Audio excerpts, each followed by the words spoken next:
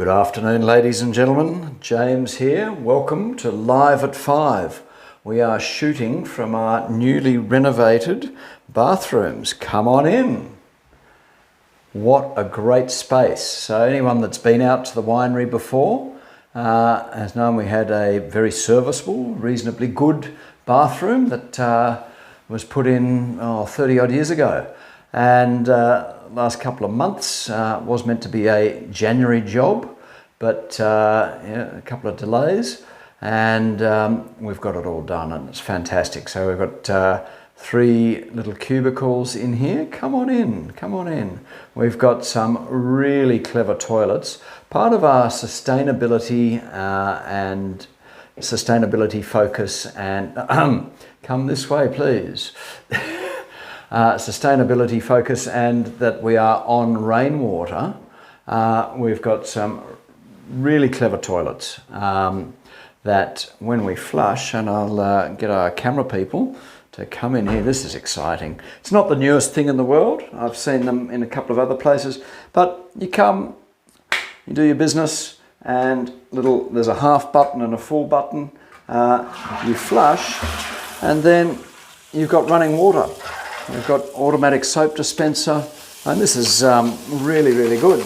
And then what happens, this will turn off when the system's full. So it makes sure that it fills back up again, and you get to use the water. And being on rainwater and a sort of a public place and so on, we get lots of people, and everyone tastes some wine and they need to go to the bathroom.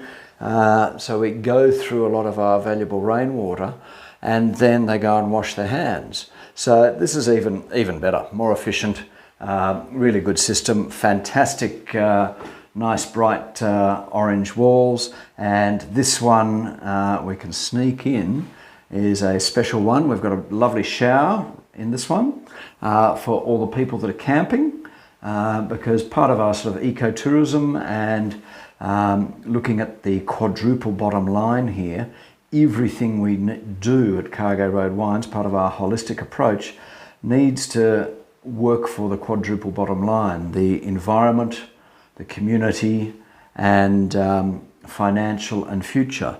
And so allowing people to come camping here and really get down to nature and experience what we're doing, but allow them to have a hot shower at the end of the day. So sneak in here, and I can just grab this lovely little shower, and look at that. That's what it's like outside. So fantastic, nice slope on the floor, so it's easy for us to clean. So very, very happy. So great little space, and it'll make it quicker and easier when we get large groups, because there's often been a little queue downstairs, everyone wanting to get in. So away we go. Now let's get down to Live at 5. Thank you for coming to the bathroom with me, everybody.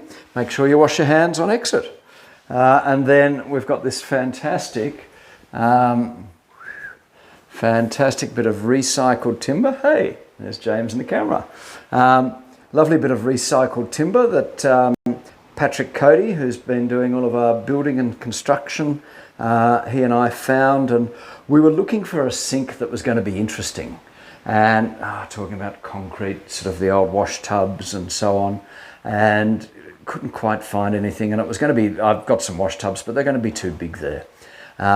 So walking around outside, and John Swanson, the previous owner, had 2 of these stainless steel, tubs, lids. John actually used them on top of the stove, put them down to keep the heat over steaks and stuff. And I polished this up. I had a great mate, Jeff Rowley, in town, cut a hole, and then had Don from New Era dent that down so the water goes down the plug hole. So recycled material, bit of fun. So when you do come to the winery, hey, look, there's Connor too. Oops. Smile. When you come to the winery, it is a unisex bathroom. So come in here, gentlemen, soft close lids. Make sure you do it.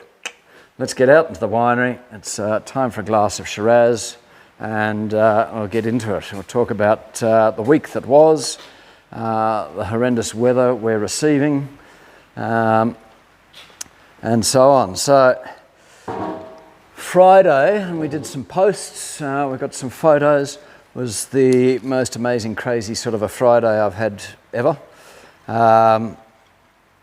We had two clients, I suppose you call them, two friends getting grapes from me. One was getting Zinfandel, one was getting hang on. One was getting Nebbiolo and Primitivo, and then I was getting Shiraz. So we ended up with 3 picking crews, 50 people going on out in the vineyard, and then there was room on a truck for me to get Shiraz to send up to my mates at Pigs Peak, Steve. Some good cool climate orange Shiraz. Really, really pleased. 13.6 Beaumet at crush, pH of 3.42. So really primo Shiraz. We sent a few tons to him, kept 3 tons here for ourselves. And we're all acutely aware of the weather that's coming. And our thoughts go out to all of our friends up and down the east coast of Australia and our friends in Sydney and the Hawkesbury region. Be safe, do the best you can, and help the SES wherever possible. This is really tough down there, like it is really tough up here for the grape growers. We've only had 2.4 mils of rain today. We've had 29.8 millimetres of rain this week. But there's somewhere between 20 and 100 mils predicted in the next couple of days. And really disappointing and difficult. The grapes aren't all quite ready. And this sort of level of rain is going to be quite difficult. We've certainly got an amount of botrytis out there. We saw that today. We picked some Barbera in the sprinkling rain, and then I went and picked a little bit more Shiraz in the rain, drained the rain out, then ran it through the destemmer and whacked that in the cool room. So thanks to Justin from Strawhouse, we've got a refrigerated container here. I cranked it up the other day down to -20 to really chill down my must for my cold soaking process. Got that right down. It's a really dense mass. When you've got a cube of mushed up grapes, it's really hard to get it cold in the center. And we bought that in at 20 degrees, and it took 59 hours to get that down to where I want it. But that's good now, so I've been able to turn it off, and that'll just cold soak for a couple of days, and then we'll start the ferment and away we go. So pretty tricky. We'll see what happens when it stops raining. We'll see how the vineyards are looking. Other friends at Printhie did a sort of a 40-hour session harvesting everything they possibly could and just got everything into the winery where it's safe out of the rain. Lots of other vineyards and wineries have been doing the same in Orange. It's sort of battle stations. So very tough. We need a good vintage. We've got some good fruit in, but I've got a lot left out there. So let's pray to the sun gods and hope we get warm, sunny weather and some good drying winds to get things going. So yeah, I had a pretty cold afternoon, so I went home and had a good hot bath, warmed up, half a packet of Tim Tams and a hot chocolate. But now it's time for a good glass of red, and the red of today, here's to Shiraz. This is the 2018, and to Bushy. He sent a message on one of the social medias, when did I start Shiraz?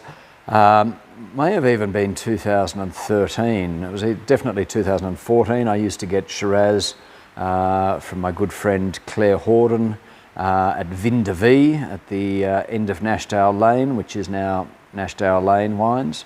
For a couple of years I bought Shiraz from her. We called that the Nashdale block, and then in 2015 I grafted some of her material onto mine, and away we went. So lovely, big, rich, ripe Shiraz, good on a cold autumnal day. So John Reynolds, caught up with yesterday, should be able to hopefully supplement my quince situation to get into our quince paste production, which we'll do while it's raining and we can't do anything outside. And yeah, away we go. Other people watching, thanks for tuning in, thanks for sharing. Our social media accounts are creeping up quite nicely, so it's the work we're putting in is going well. The visitation to the building is going well. We've just had a new wine tour company from Sydney. John, thanks for dropping in, Shiraz Wine Tours. Lots of interest in orange, so really, really good. We've got a busy Easter coming up. We've got a busy food week coming up. Lots and lots of fun happening. This rain will stop, things will dry up, floods will subside, and come back and see us. What else has been happening? Got some Shiraz Rosé in here, Straw House in barrels, bubbling away, which is great. Justin's barrels are all doing good things. As you can see, the roses have been blooming, and I always agree you've got to take time to smell the roses. This one in particular, Blue Moon, has the most fantastic perfume. So sorry we don't have smell-o-vision available tonight. I just see that. So anytime you're up in Orange, or if you're a local, come out and pick your own roses. Very happy for you to do that. We've got about 350 rose bushes out there. You're welcome to go for a walk and pick some roses for yourself. Fantastic. So we've also got our Easter Sunday dinner has been going quite nicely. That's booking well on the website. So if you're planning a trip to Orange for Easter and can't find anywhere for dinner or want something alternate, we've got Mitch Brown, who used to be head chef at Highland Heritage, and he's now got a fantastic pie company in Orange. He's doing a 4-course menu on the deck. Won't be raining, folks, it won't be raining. Let's keep saying it won't be raining. And we'll be up on the deck, the stars will be out, it'll be warm enough, but you might want to bring a blanket to throw around your shoulders later at night.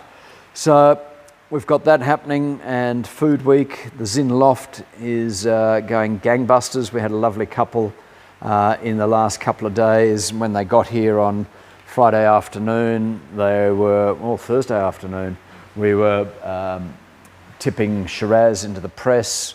They got to taste the free run juice out of the bottom of the press, and then the following night we're tipping Shiraz into the destemmer crusher, and they got to see the whole process, got to help rake some grapes out of the bin and really get involved. So it's a great fun time of year. Myself and Justin are all too pleased to show you around and tell you what we can about the process that's going on. So keep warm and dry, book ahead. Wine tastings in Orange, everyone requires bookings for cellar door tastings. It's not going to go away. It's fantastic. It helps our business, it helps us plan staff, helps us plan what's going on and allocate hopefully a reasonable amount of time for you to have a tasting. So if you know people coming to Orange, if you're planning coming to Orange, make sure everyone thinks about booking ahead. It's becoming a bit frustrating when you turn up at the front gate and call, or turn up at the front door. We've got a full house. Connor and myself and Brooke and other staff are doing our best, and then you get a large group just rock up at the door and, oh, didn't know you needed to book. So help us help you, and book ahead, and particularly restaurants